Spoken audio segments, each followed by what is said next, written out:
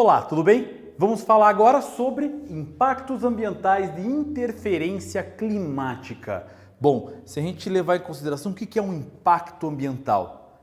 Um impacto é algo que causa um certo problema para a ordem já estabelecida.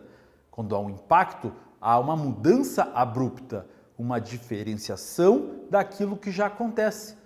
Então, o impacto ambiental vai acontecer quando nós temos uma diferenciação das características naturais da paisagem, do meio ambiente. E quais são eles? Quando falamos de características climáticas, nós vamos ter 4 principais. E claro, temos efeitos de alguns deles. Nós vamos ter aqui o efeito estufa, a chuva ácida, as ilhas de calor e a inversão térmica. Quando a gente começa a falar sobre esses impactos, a primeira coisa que a gente pensa já é efeito estufa. Porque é o que mais está na moda, o que mais acaba sendo sempre visto. A poluição gera o efeito estufa. Mas afinal, efeito estufa? Para começar, o que é uma estufa? Normalmente uma estufa é algo que a luz acaba entrando, aquece algo dentro, porém esse calor não consegue sair. Isso é uma estufa. Normalmente, até a fonte de calor pode estar ali dentro dessa proteção térmica. Basicamente, o efeito estufa é um elemento dessa maneira. Quando nós temos aqui uma quantidade de carbono que vai fazer um tampão na atmosfera, fazendo com que a luz acabe chegando até a superfície, seja refletida em forma de radiação térmica, mas ela é barrada por essa mesma camada de carbono que a luz passou. Então ela é um grande problema, mas ela é natural. Ela é natural. É ela que vai dar aquela condição de normalidade, de calmaria para as condições de vida na Terra. É ela que não vai deixar a temperatura tão hostil em todo o planeta.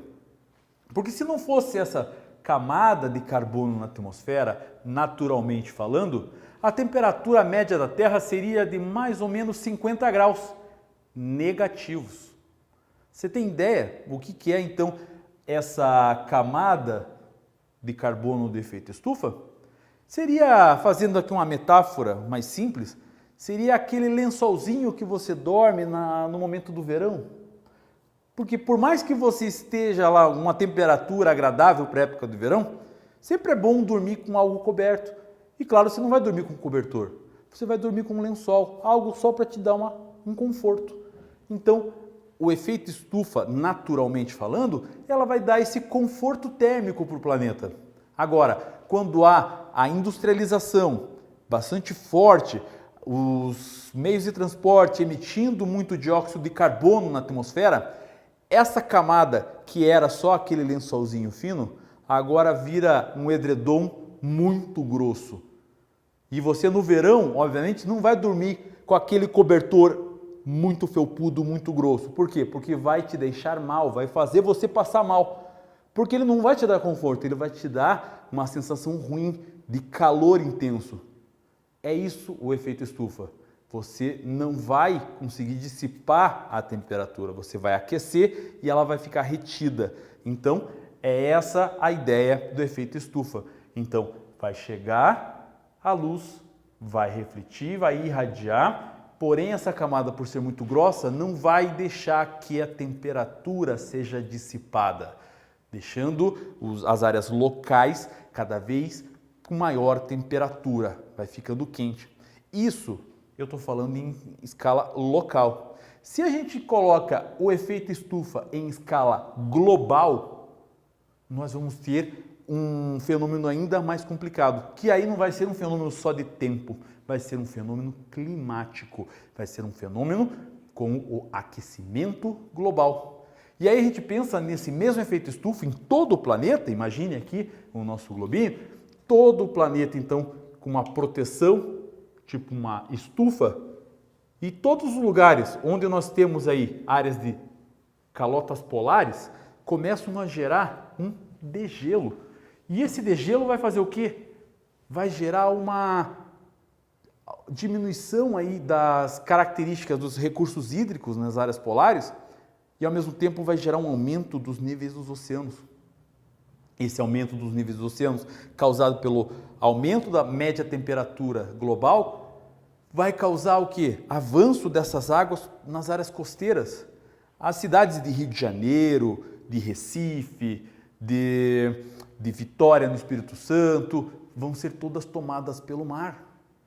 Grande parte dos países da Oceania vão ser alagados e vão se tornar os primeiros refugiados ambientais do planeta, porque eles vão ter que pedir asilo ambiental para outros países. Olhem que coisa interessante. As pessoas que menos geram gás carbônico no planeta são as que mais vão ter o impacto do aquecimento global. Esse é o efeito estufa. Agora, um outro também é a chuva ácida. A chuva ácida, ele tem uma característica interessante. Ela é natural, mas ela é natural próximo de regiões onde há o vulcanismo, áreas vulcânicas. Então o vulcão, quando há a erupção, primeiro ele vai eliminar os gases e as cinzas vulcânicas. Então essa erupção vai entrar em contato com a água que está presente na atmosfera e formar a chuva ácida. Vamos parar aqui para entender? Assim como nas áreas de vulcanismo, as partes onde temos industrialização, grande acúmulo aí de chaminés que exalam gases de nitrogênio e gases de enxofre, com o contato da umidade existente na atmosfera, vai fazer uma reação química e transformar o gás de nitrogênio com o gás de enxofre misturado ao H2O da água, formando então chuvas ácidas, como os ácidos de nitrogênio e os ácidos de enxofre, o ácido nítrico e nitroso e o ácido sulfúrico. Nós vamos ter então essa chuva que vai gerar problemas para a vegetação, gerando um solo menos fértil, gerando aqui uma quantidade menor de nutrientes em todo o solo, impedindo que ela de fato brote de uma maneira mais certa.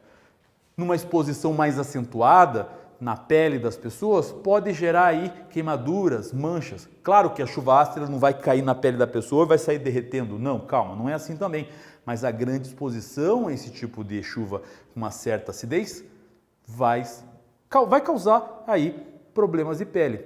É importante lembrar também que todo tipo de chuva já é ácida por natureza. Até a chuva que costuma acontecer numa área rural, ela já tem uma acidez, certo? Porque ela vai ter um nível aí de acidez um pouquinho já mais elevado devido à sua condensação. Mas, quando a gente entra em contato com o enxofre com nitrogênio, aí ela vai ter um pH, um índice de acidez muito maior. Entendido até aqui? Enfim, só para a gente poder entender. As edificações também vão causar problemas, porque quando entra em contato a chuva ácida com um mármore de algumas esculturas, ela vai gerar aí um intemperismo químico. Então, vamos ter uma desagregação química também da chuva ácida nesse tipo de rocha, ou no granito, que vai formar o caulinho, talco, calcário. Vai acontecer algumas coisas nesse sentido. Portanto, a chuva ácida também é um elemento natural, mas a acentuação humana vai causar mais problemas. Deixando a chuva ácida de lado, vamos para as ilhas de calor, que de todos eles que eu vou falar aqui, é o único que não é natural. É o único que o homem 100% gera problemas. Como assim 100% gera problemas? Porque vamos entender que a ilha de calor é uma acentuação da temperatura em lugares onde nós temos uma maior urbanização. Então, os microclimas urbanos são alterados devido à impermeabilidade do solo e à grande absorção da luz do sol nos asfaltos. É uma reação por um elemento chamado de albedo, que é o índice de reflectância da luz solar sobre uma superfície. Quanto mais escura for uma determinada superfície, mais ela vai absorver. Quanto mais clara, mais ela vai refletir. E quando é vegetal, ela absorve e transforma isso através da fotossíntese. Então, nas áreas mais urbanizadas, nós vamos ter mais asfalto e concreto, mais escuro, que vai ter mais calor, absorve mais a luz e irradia mais calor, formando nas áreas do centro das cidades temperaturas mais elevadas que nas áreas rurais, que nas áreas periféricas, que não vão ter aqui uma impermeabilidade total do solo e vão ter também a presença vegetal. Então percebam que nas áreas rurais a temperatura ela é relativamente baixa. Indo para as áreas de periferia, ela já aumenta um pouco. Chega nas grandes metrópoles, nos grandes centros, ela aumenta bastante. Nas regiões dos parques, até mesmo dentro dos grandes centros, a temperatura costuma baixar. E aí chega nas zonas residenciais, ela aumenta um pouco. Percebam então a importância que a luz do sol, em contato com o asfalto, em contato com a natureza, acaba gerando ou aumentando ou diminuindo a temperatura. E esses aumentos nas áreas mais centrais chamamos de ilhas de calor. Para terminar, vamos falar da inversão térmica. A inversão térmica é uma função natural. Ela vai acontecer sempre na época do inverno. Por quê? Porque na época do inverno, normalmente temos uma menor quantidade de chuvas. Menor quantidade de chuvas, as partículas sólidas vão estar mais presentes no ar. E ela vai formar algo próximo como aquele tampão carbônico do efeito estufa. Mas ela vai causar uma diversidade na circulação natural da atmosfera. Quando há um fluxo natural, o ar quente, que fica próximo da superfície, faz obviamente então o aquecimento, torna mais leve e a tendência dele é subir. Quando ele alcança as camadas mais altas da atmosfera, ele vai ficar mais frio e a tendência é descer. Então vai fazer uma troca do ar aqui constante. Agora, quando há esse tampão, na época quando não há tanta chuva, é onde acontece aquela grande poluição, problema no que as pessoas têm muitos problemas respiratórios na época do inverno. Não porque é frio, mas porque nós vamos ter um tempo mais seco, vai dar mais problemas de rinite, por exemplo. Vamos ter aqui uma grande concentração de poluição, onde o ar frio está mais na superfície, não vai conseguir circular. O ar quente vai ficar aqui, ó, na parte intermediária. E a circulação natural vai acontecer somente na média e na alta camada, deixando essa parte aqui sem circulação, gerando cada vez mais poluição. É por isso que em grandes centros nós temos os rodízios dos automóveis, para tentar justamente na época do inverno diminuir essa concentração de poluição aqui, pois nessa época o tempo está mais seco e não tem como lavar o ar. A chuva acaba tirando esse tampão de sujeira. Então dessa maneira vai fazer o quê?